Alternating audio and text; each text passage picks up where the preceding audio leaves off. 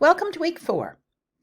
We are continuing to analyze how other authors argue their points and seeing whether they're strong, whether they're weak, before in the next couple of weeks we begin to create our own arguments.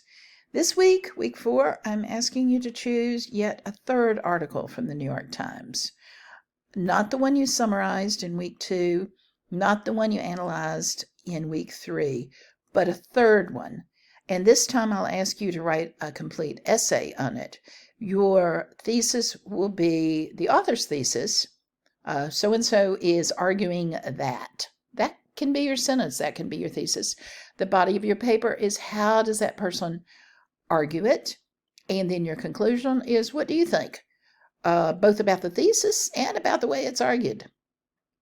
Now, let's see. We're going to be talking this week about rhetorical terms. Some of you know about logos, the appeal to logic, ethos, the appeal to authority, and pathos, the appeal to emotions. But I have 2 different sections here with them.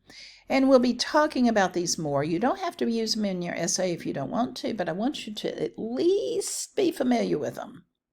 The forum will be different this week. The schedule is exactly the same.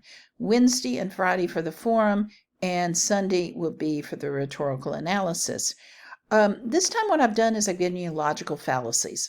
Those are fallacies. Those are the misuse of logic. These are when you tell a youngster, don't climb that tree, you'll fall down. Well, maybe you will and maybe you won't. There might be a reason to be concerned about it, but it's not an either or. You're either a Republican or a Democrat. Well, no, I know an awful lot of people who are neither, who see things right and wrong with both parties. So I'll ask you to play with them. Some of them are really funny.